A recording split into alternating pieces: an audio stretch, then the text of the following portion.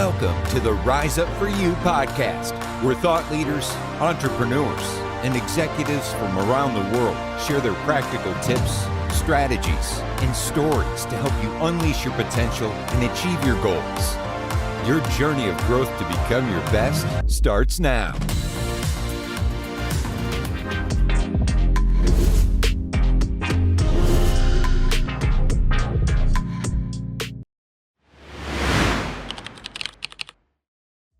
Hey everyone, welcome to today's podcast episode.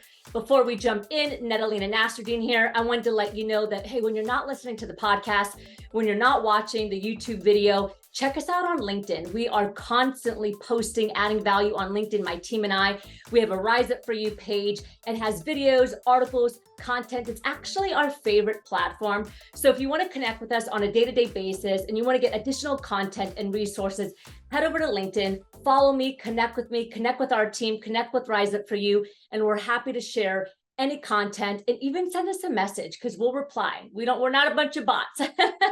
So I'll see you there. And for now, let's jump into today's episode. Hi, everyone. Welcome back to the Rise Up For You podcast. This is your host, Nedalina Nasruddin. So honored to be here with you with yet another amazing guest. And I'm really excited to talk with, especially because we are coming into May, all things mental well-being, workplace well-being, mental health. So today I'm super excited and honored to bring on Bianca Sprague. Thank you for joining us. Thank you for having me. I'm really happy to be here. And I'm so happy we're talking about mental health. It's just the pillar of everything that I do.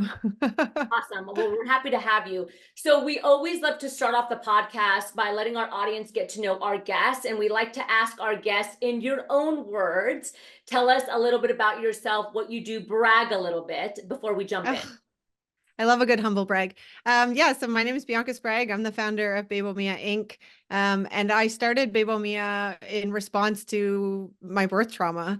And I really started it from a perspective of, I had this major problem, I bet other people do, which was, not enough support, education, and advocacy as they went through their pregnancy, birth, and postpartum period. And so I started with my private practice in Toronto almost 20 years ago, and it just started taking off. And it became this really great entrepreneurial space for, especially for women who are at home parents. And it allowed them to really get out in the field and support other, parents and other women and queer folks as they went through their journeys. And so, if you had asked me at 26 when I started my business, could I imagine that it was, I'm in 49 countries now. We have programs all over the world, and we're truly changing the face of reproductive health and justice with a focus on mental health and really taking care of the whole family. So it's, I'm very proud of what I've built over this time. It's pretty incredible. Yeah, I mean, that's awesome. And when I'm hearing you talk, I know that, every country has a little bit different of a policy when it comes to women in the workplace, right? And maternity leave and paternity leave and what that looks like. And I think this is a topic that's not always discussed is, in particular, if I'm a working professional, right? For example, in America, there's only 6 weeks maternity leave. If I'm a working professional and I'm struggling with postpartum or mental well-being after giving birth, but yet I got to go back to work after 6 weeks to make money and raise my baby and deal with all these things. It's a topic in particular around women in leadership and women in the workplace that's often not discussed. What I really, like about this topic right now is that, as you know, we're going, it's May. For those of you that are listening to the podcast, it's May. And for those of you that don't know, May is Mental Health Month, mental well-being, awareness, creating workplace culture that's positive and that has work-life integration. So this is a massive topic. And I'm also very aware that it's also very taboo. As much as we want to say that, as much as we want to talk mental health and mental well-being, there's still a big portion of the population, depending on what culture you come from, what generation you come from, that don't really want to talk about it, right? It's more of a oh, you're fine, get over it, just get to it kind of mentality. And so talk to us a little bit more about what are some of the things that you're seeing today when it comes to, mental health, which we all have mental health, all of us do. It's just a matter of being positive, not positive, everything in between. What are some of the things that you're seeing today in particular? Yeah, so I mean, the population that I'm working within, as well as working alongside of, so within my staff and other folks who are also working in reproductive health and justice, there's a when we're in these caring fields, as well as just the stress of running businesses and corporations and movements, um, we have to be our own advocate as far as mental health. And, one of the commitments that I made with Bebo Mia is whatever the national baseline was for like, employment law, I doubled all of it at least. So like domestic violence and mental health related to that, anxiety and depression, any kind of crisis for you, your family, and I defined it as your chosen family because I also thought the definition of like it had to just be your partner, it had to be your children. And as somebody who's queer, I don't have a family of origin. I have my chosen family. And so if one of my core people went down, I need to know I can step away from my job and have it still be protected. And I after losing my dad to suicide, I actually realized the major gaps I had around the understanding of mental health, the stigma associated with it, and this like how taboo it is that we like suffer in silence. We don't talk about anxiety. We don't talk about depression. In fact, we can't even really identify it a lot of the time. And I had undiagnosed postpartum depression that went on for almost 2 years, just because I thought it was like the normal thing of like stress and what it's like being a working parent. And it is not. It did require care. All of these things, especially whether we're looking at postpartum mood disorders, or even prenatal anxiety, prenatal depression, these things happen. They're called PMADs, and they require care. They require talk therapy, potentially medication, rest. They don't really just fix on their own. And so, if your employer doesn't hold space for this, then making sure that you have either the language to go advocate for yourself, or that you do some reimagining, because we need to have our physical and mental health be prioritized. We're the 6 weeks of paid leave is such a reflection of how we prioritize capitalism and folks making money for businesses over making sure that we're well. And I wish we had more than just May to focus on this, but it's something that I take really, really seriously. And every single person on my team has the ability to opt out of anything at any time if they're not feeling physically or mentally well. And I've also built in therapy for every one of my students and alumni, that they have free therapy so that they're going out into their own businesses, whether they graduate from our business school or from our skills training, that they're going out and they're making sure they're well, because all of them are drawn to helping and healing. And we can't do care work when we're not caring for ourselves. Oh, for sure, for sure. And I always say that self-care elevates service. And oftentimes we think it's the opposite. We think it's selfish. I'm like, no. So No. I want to go back a second to something that you mentioned, and that is like being able to identify it, right? It took you about 2 years to identify it. And this is something that I hear a lot, both in the workplace with, HR leaders that aren't able to see it within a team member, but then also the team member themselves doesn't really know what's going on. Like the self-awareness for them is unclear, like what's happening to me, what's going on. So what are some things that maybe give us like 3 that we can potentially look for or identify and start to think, I'm seeing this in myself, or if I'm a leader, I'm recognizing this in my team member, maybe it's a sign that we need some further support. What are the 3 things that maybe we should be looking for? Yeah, I think if we're looking at how we're showing up, so if we're able, like if we're tired all the time, but not at all sleeping, if we're finding like we're not at all hungry or insatiably, like consistently. So after we've gone through a cycle of our cycling bodies and now we're still feeling like that. Those are signs that there's something happening with our body. But one of the ones that is regularly overlooked, because we have when we talk about anxiety, we've normalized so much of it, but intrusive thoughts is a really big one, and it can lead to this kind of like catastrophic thinking, or if you think at all times the worst thing is going to happen and you're having a full body reaction to it.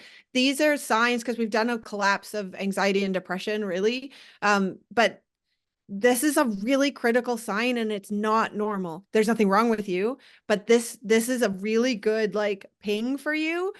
So if you're about to walk down the office steps with your laptop and you can imagine yourself like falling, end over end and being injured at the bottom of it. And it happens like every time. And now you start taking the elevator because you've been worried about the stairs. These are markers that your intrusive thoughts have started taking up a little bit more bandwidth in your life. And it can extend to your home life. If you're like constantly imagining yourself in a car crash and now you've stopped driving your car and you're taking the subway, this is like you've now developed some maladaptations to this all-consuming experience of anxiety, and that's usually one, especially women and women in business, can identify probably faster because we're used to like our cycles throwing off some of the other things like our appetite and our sleep patterns and our if we're too hot or too cold. So I think some of those intrusive thoughts are a good entry point for recognizing that we might need to talk to somebody. Okay, so now the bigger question is, we do a lot of work with corporations around the world, specifically around soft skills. So emotional intelligence, DEI, communication, all the human aspects. And sometimes we see within an organization that there's a lot of cosmetic culture. So companies really do have good intent.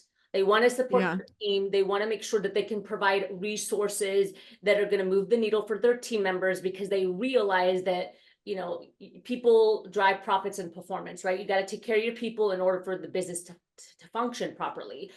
So what are some things that workplaces can just look at internally to make sure that they're not creating cosmetic culture, but that they're actually creating a culture with resources that work, right? Things that, like if you were standing in front of 500 companies right now, you would say, these 3 things you need in your workplace right now to support your team. What would they be? Well, I think the 3 would be dependent upon who's in the room. Sure. And I think you can only get there by asking the people in front of you. So a lot of times they're like, oh, especially women in business or mothers, they're like, we have this thing and fill in the blank with whatever it is. And it's cosmetic. And really the stress is I need to be able to have same day schedule changes if there's a need with my family, because that anxiety of knowing that like your kid wasn't feeling well the night before, you sent them off to school, what happens if they go, like you have an employer that is going to make it a problem, or it's just like a non-issue that you'd be allowed to leave. I mean, really zoom out, it should be all parents and not always left to moms to have to do this, but like, let's put that to the side. Because statistically, different conversation, different conversation, but like, because statistically it does become our problem. Our sick kids, the schedule changes, there's a threat at school and you have to go pick your children up. Like these things happen all the time. And so, those are the places that employers need to have movement. Truly understanding that like flexibility, like being able to work from home. Why can more people not work from home? Like, especially since we made it through the pandemic, there obviously are some industries where you're like, yeah, it'd be nice. But if somebody comes to you and is like, I can guarantee I can get my work done and here's the accommodation I want, that I'm in the office 2 days a week and I'm home for 3, having those kinds of no fear around having the conversations, as well as any kind of accommodation. So recently, one of a business owner that I know, no, an employer who works for a larger company, said like she had some weird things and she didn't know how to ask, like her desk position. She didn't like the person that was sitting close, like these really weird things, but she was no longer productive because of this anxiety from these situations. But she thought she'd be looked over for a promotion if she went and had that conversation with her employer.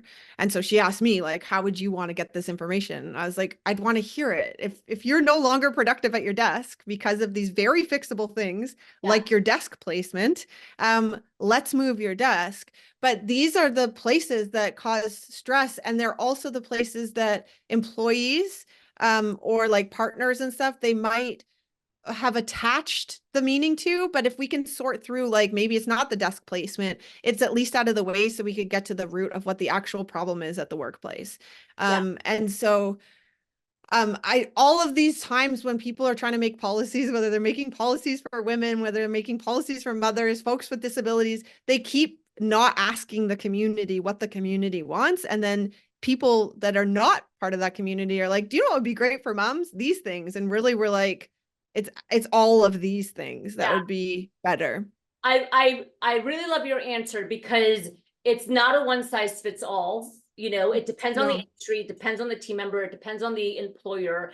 And I have to say, like, I even know women that have had children and they don't want 6 weeks, they want like 2 because Yeah. they love to work, they want to go to work. And so what I hear you saying, which is really important, is that also takes ownership on the side of the employee, the parent, is having conscious conversations and expressing, you know, what you feel is going to help you, as well as the employer being intuitive enough to say, hey, let's have a conversation around this to figure out what's the best for you.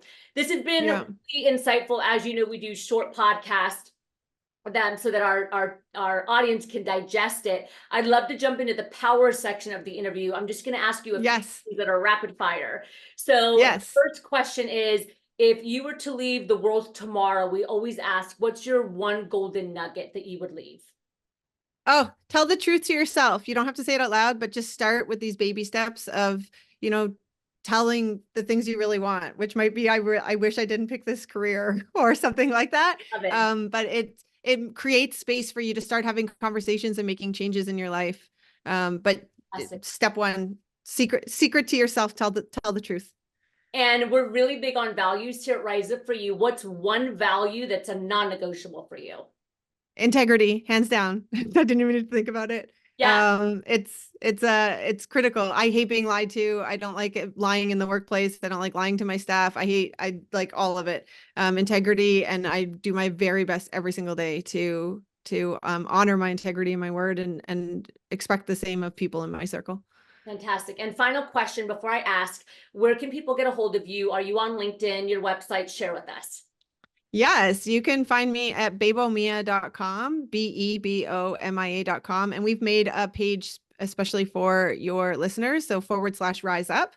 So you can go check that out. And you can find us in any of the channels, social channels, at the handle at Bebomia Inc., BEBOMIAINC. Fantastic. And we'll make sure we put all that in the show notes for the audience. Final question. As you know, we are Rise Up For You. What comes to mind when you hear that phrase?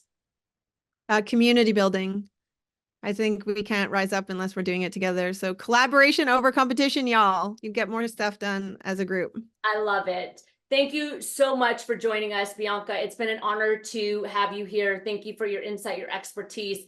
I'm positive that those that are listening right now are taking it in, whether they're employer and employee. It does not matter. This applies to everyone. And thank you everyone for joining us today here on the Rise Up For You podcast.